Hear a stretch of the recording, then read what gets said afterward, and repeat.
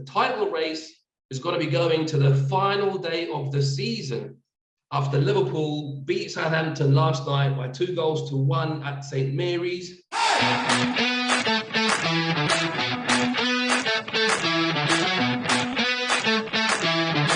Hello, you're watching Gulf News, kicking back the chat show all about football. I'm delighted to be joined by Shamsir for some more of his insightful observations on the beautiful game. And what a story we have to tell today. The title race is going to be going to the final day of the season after Liverpool beat Southampton last night by 2-1 at St Mary's. It was a must-win game for Liverpool. They were trailing Man City by 4 points in the table after Man City had picked up a point against West Ham. Liverpool knew that they had to win the match in order to take the title race to the final weekend of the season. They did that, and they did that, Shamsir, with a very weak team yesterday. There was 9 changes from the team that won the FA Cup against you boys last weekend. They only retained Alisson in goal and Konate at the back, and everybody else was changed. And many people before the game thought, well, Klopp has made a massive mistake here. The title's going to be lost here and then because of that team selection. But Shamsir, it worked out in the end. Yeah, this is the major difference between Pep and Klopp, I believe. He made like 9 changes in that game, and still the resilience and fighting spirit of that team didn't have any change at all. They kept on playing the Liverpool way from the very first minute. 9 changes. And James Milner was in the midfield. Then he finished as a right back. See, that guy is a magician in that way always, because he's a workhorse. He can play anywhere in the team. Any position, left back, right back, midfield. So this is the kind of the confidence that he has given into the whole squad. It's not like we have seen managers managing 15 players or like 13 players, 14 players, but this Liverpool side, Jurgen Klopp is managing the 25-man squad. They all know the Liverpool way. They all know the system very well. They can play, even during the midnight, you ask them to play the same way, they'll do that. And Elliot, the guy who came out of the academy, who had a major injury scare and all those things, and he came out and he played a brilliant game yesterday. Curtis Jones, another academy product, he's playing so brilliantly. Then Taki Minamino, he had like very few minutes the whole season in the Premier League, but still, when he was asked to do a job in a crunch game, he's delivering. And you have to look into the stats, and you have to see that Minamino is the one guy who is the top scorer for Liverpool in the Carabao Cup and the FA Cup.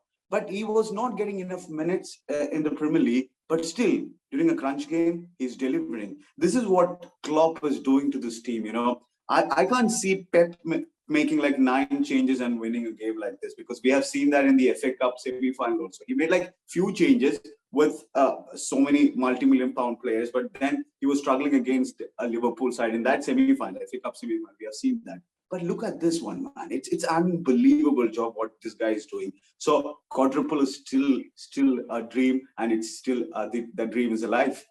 It definitely is still alive. It's absolutely still alive. But again, just going back to that team sheet selection yesterday, when people saw that, obviously Van Dijk, we knew was going to be injured, he's going to be missing. Mo Salah was 50-50 for the game, but they rested him. No Sadio Mane. Now, usually, if any other Premier League team had just one of those players in their team, and that player was missing for a game, you know for sure that they're going to struggle. But like you said, Shamsir, yesterday, because of the Liverpool way, because of what Klopp has drummed into these guys during training, 9 of those players haven't even played maybe more than 10, 15 games this season. But they came in there yesterday against a tough Southampton team. They've not had the best of times. They've only won twice in the last 11, I think. They've had a bit of a slide. But still, for such an important game, for those 9 guys to come in and to play like they've been playing, all season together, it's just respect to Klopp, isn't it? How does he get the best out of these guys? I mean, what is his secret, Shamsir? This is the thing, like Klopp. The man management of Klopp, people are not talking about that enough. You have seen Origi, coming out of the bench and scoring against Everton multiple times. You have seen that. Sorry to say that, but why it is happening? Because he has given confidence in the whole squad. Even if you're playing like less minutes, you are valued. He's saying you're a superstar. You might be needed in this team, later in in the season. Some part you have to still play in the quadruple role, or even when we win a cup, you're still relevant. You're still valued at this club. So this is proper man management that Klopp is doing, and they all have a belief in this manager. What the manager is doing. Everyone in that squad, they know that this guy is doing to win trophies. This guy is doing to make me a better player. So whatever I'm doing on the training pitch, whatever Klopp is asking me to do on the training pitch, that is for me, for the team, for everyone, and it's for a purpose. It's not just like, okay, I won't be playing at all in the season. I will get my minutes, but whenever needed, I'm ready to give to Klopp, because he is such a father figure. He is such a mentor, and he's an unbelievable coach. He's so world class, I believe, and that's the reason, the players believe in him and Klopp believe in them. Even if you're a fringe player, Klopp is saying to you that you are a superstar. So that's what it takes from all these players, I believe. He's obviously he's been in demand for a long time since he'd come from Borussia Dortmund to Liverpool, 5-6 years ago now. He's proven himself in the Premier League. He's a very likable kind of a manager. Even the neutrals. I mean, I'm an Everton fan, but he's just his press conferences, his interviews, you can't not help but like the guy because he talks so much sense. Can Liverpool keep Jurgen Klopp? I mean, there's teams out there who would love a coach like him. I'm just thinking off the top of my head, Barcelona, Real Madrid, a couple of teams in Spain who could definitely do with someone like Klopp. Can Liverpool keep Jurgen Klopp, Shamsir? Yeah, he has signed a contract extension a few weeks ago, right? So he's going to definitely stay there for another couple of years more. But then after that, I think he might like to move on. But the thing is that the connection between not only the players, the fans. See, Jurgen Klopp and the Kop is a brilliant match. They love him. Klopp love him. Klopp absolutely love the atmosphere. Even after every match, the way that he pump on the badge and he just make everyone crazy out in the stadium. It's a beautiful thing to watch. So the telepathy between the fans and the manager, I don't think he'll leave anytime soon. And he loves the rivalry with Pep, and he wants to take him out of the perch. He wants to win the Premier League title again. And you have to give him credit, because once in the season during the December and all, we were thinking Pep has made Premier League, a Bundesliga kind of a league, because the gap was too big between the first two teams. But now he has made it a brilliant affair. Look at the title race now, man. The team, Liverpool team, hasn't lost a single Premier League game in 2022. So they have made proper signings in the January, because Luis Diaz was a great addition. But even then, the fighting spirit the whole team is showing is unbelievable, and you have to give Klopp and the people credit to take the title race to the last game of the season. Absolutely right. Absolutely right. I mean, this is incredible. 17 games since January. They've won 15 of those. And we can't forget, Manchester City was 14 points ahead, I think, in the middle of January. 14 points ahead is a huge amount of lead. But they lost. It's a Bundesliga kind of a lead. Yeah, they drew against Crystal Palace 0-0. They were held 2-2 against West Ham. So they've been dropping a few points here and there, whereas Liverpool have just been like a train. They've just won out of those 17 games, 15 to claw it all the way back. Like we said now, they're just 1 point away from Man City. They've both played 37 games. Now, next up on Sunday, it's Aston Villa and Wolves. They're going to be having a big say on where the Premier League is destined to go. Is it going to go to the Etihad? Is it going to go to Anfield? Aston Villa playing Man City at the Etihad, while Liverpool have a home game against Wolves. Now, Wolves look like they've literally hit the beach. they've just literally switched off. They drew against Norwich on the weekend. They got smashed by Man City 5-1. Up until before then, I mean, they were chasing for that European positions, but they've fallen away. They can't make Europe now. So Liverpool are facing Wolves at the right time. But Aston Villa, Shamsir, I got a funny feeling with the Steven Gerrard connection, the old Liverpool legend. Unfortunately for him, he never got to win the title for Liverpool while he was playing there. Obviously, that famous slip against your boys at Anfield. He let Ibrahim Bar come in and scored a goal. And he's going to be going all out to just to even get a draw. If he can stop Man City from winning, and Liverpool looks like they should beat Wolves, Then the title goes to Anfield. Now, how big a say is Steven Gerrard going to have on that last day? Yeah, it's a crazy day, man. We can't wait for it. Like what you've said, Gerrard has never won a Premier League title, and this is an opportunity for him to win it for his beloved club.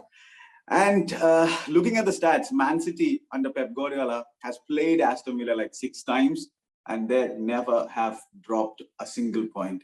Or is this the game? Are they going to drop a point? that'll be crazy. And look at that Aston Villa team. You have Coutinho as well. Coutinho has scored 6 goals against Manchester City.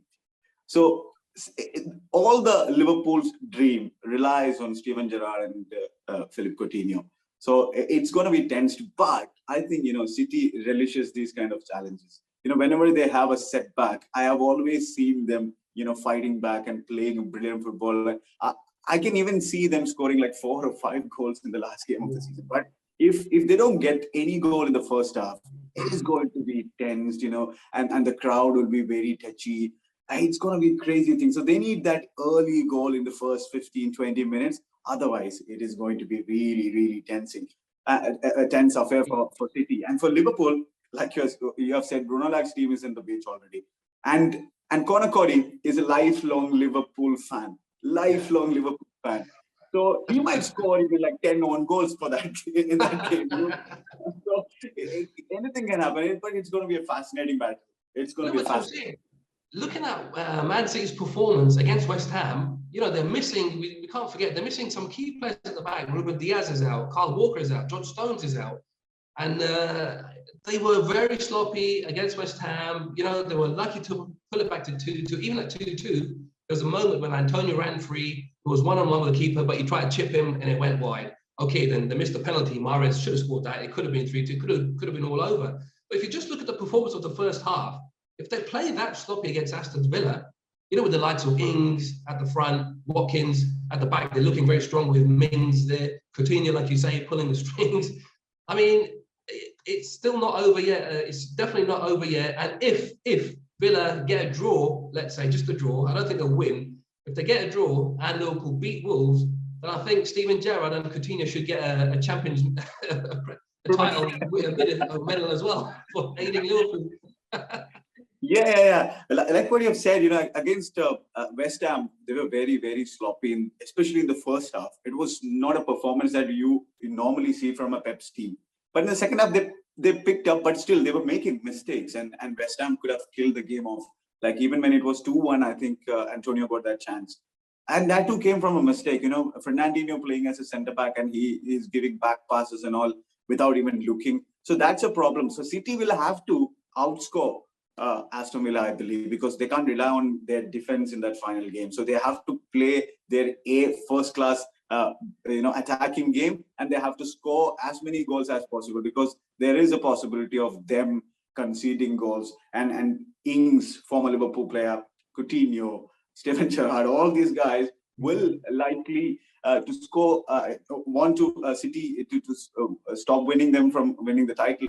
But there is one more thing that I think Mika Richards told yesterday about City getting £15 million if Jack Grealish wins the title. But I don't know how reliable he is with those kind of stats, but still, £15 million is nothing for Aston Villa maybe in this scenario, and Steven Gerrard will be looking to stop City from winning the title. We'll see. We'll see. Right, let's have a couple of predictions now for those 2 big games. Obviously, Man City going to be with another makeshift defense. So I got a feeling there's goals in this game. I can see Villa scoring. I can see them getting a couple of goals, but it just depends how hungry, obviously, they will be. But can they break down that Villa defense? Well, I'm going to go with a 2-2 draw at Man City and Villa. And for Liverpool and Wolves, I'm going to go a big Liverpool home win, 3-0 for Liverpool. And I think the title is heading to Anfield, and the quadruple is definitely on. What do you think? Check out, man. I think that's what's going to happen. It's been an incredible season. I think we're just destined for one more twist, and I think we're going to see it on the weekend. Yeah, I think the way that things are panning out for the whole season, right? This can happen. This could happen. But I believe Pep's City not going to bottle this. I think they will score like 3 or 4 goals, and they could concede 1 or 2. So it could be like 4-2 or something for City. And Liverpool will win comfortably against Wolves, like 2-0 or something. And it's like the 2018-19 season. 1 point is going to separate these two teams and this incredible team. And there's one more brilliant stat. From 2018-19, the total points, when you look at it, it's Man City at the top of the perch with 355 points, and second is Liverpool with 354 points. That is incredible. That's incredible. And one final game to decide the winners. It's an incredible title race. We have been watching these two teams playing some crazy football, and we all are relishing it. And one final game to decide it. Brilliant, man. Brilliant. So, look, you've just mentioned, that's a very good point. The amount of points that these two teams since 2018 have accumulated is huge. Next season, who can join the title race? We need at least 2 or 3 more teams. Do you think your boys Chelsea can do it? Do you think Man United now with a new manager can do it? Do you think Arsenal can do it? Conte at Tottenham's looking quite strong. There's some good teams on the edge of it, but can they break into that title race and, you know, make it all the way to like the last couple of weeks of the season? So we've got like 3 or 4 teams who can challenge next season. See, City have added Haaland to their squad. So they're going one step above everyone. And Liverpool could add more players into their squad as well. Chelsea, you look at that team and they have so many players departing and they have these issues off the pitch. And you don't know how the new owners are going to behave. Are they going to spend big?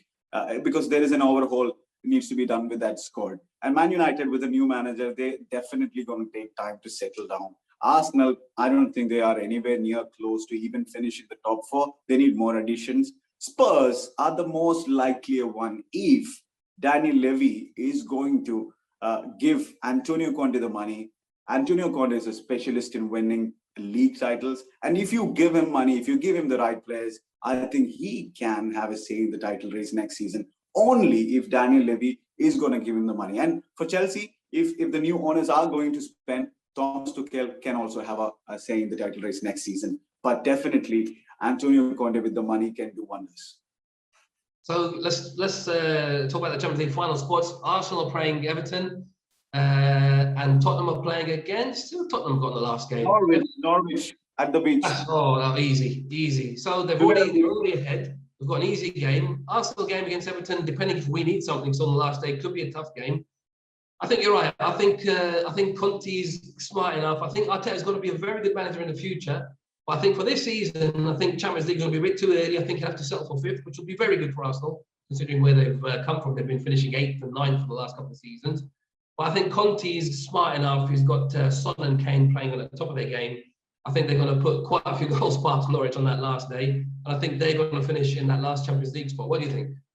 Yeah, it's the same. You know, we were talking about it last video. North London derby would decide the top 4, and it decided because it was a emotional game. It gave a moral boost to Spurs. You know, they thrashed Arsenal at their home ground, and the next game Arsenal stumbled.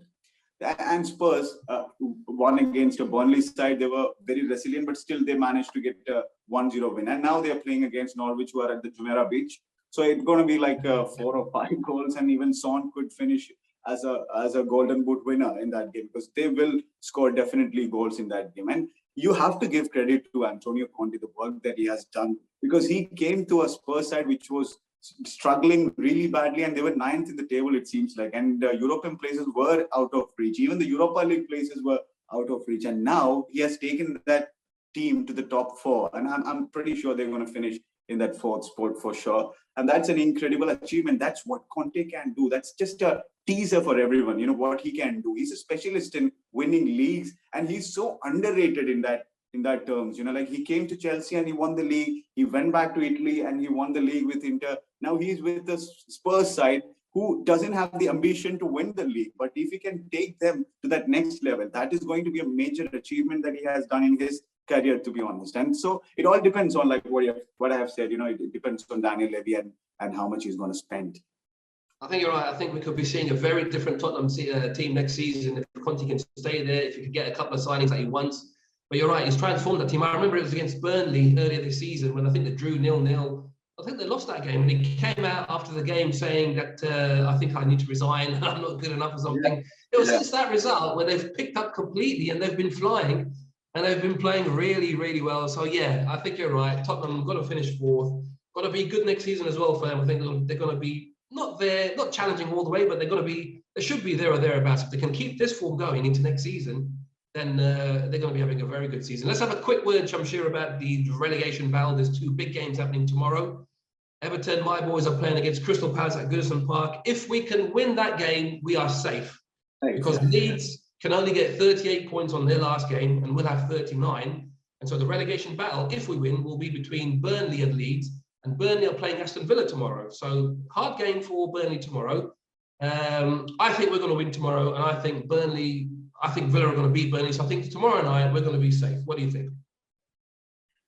You guys should have been safe in the last game itself. You know, there was an opportunity against Brentford, and that red card, Branswaite red card, that changed the game, in fact. Otherwise, it was good fighting spirit shown by Everton against even a good Brentford side. But I think, yeah, at Goodison Park against Crystal Palace, who have nothing to play in the season now, I think Everton should win. Richarlison brace is coming. And for Leeds and Burnley, tricky. Very, very tricky. Burnley against Aston Villa, like you said, I can't. Aston Villa are not playing that well. That's another thing. But you know, they want to prep up for that final game against Man City, so they need a good performance. So I think Burnley will be under massive pressure in that game, and Villa could win. And Leeds, Leeds are playing home in the final game. Is it? Okay. Tough game, tough. It's Leeds and it's against Leeds and Burnley, man. It's against Leeds and Burnley. I could even see Everton, not getting any points from now till the end of the season and still being safe because the fixtures for the other two teams are really tough. That's a good point. That's a very good point because yeah, I mean, if we do slip up against Palace tomorrow and against Arsenal, and if Leeds lose against Brentford, which I think is possible, Brentford, I mean, they beat us really well. They played really well. They've been playing really well all season. Thomas Frank deserves a lot of credit for the team that he's assembled there, you know, for next to nothing peanuts. He's put together a really good, strong, solid team. They play really good football, Brentford. I mean, they're not just a long ball team launching forward. No, they control the possession. They like to get forward. You know, they've been a breath of fresh air for the Premier League. So, yeah, Leeds have got a hard game. That's not going to be an easy one. I can see Brentford winning that one. But just to point to you, look, I mean, Aston Villa are playing Burnley tomorrow, and then they've got 2 days rest before they play the big one against Man City. So that's going to also have a big say on how that game goes.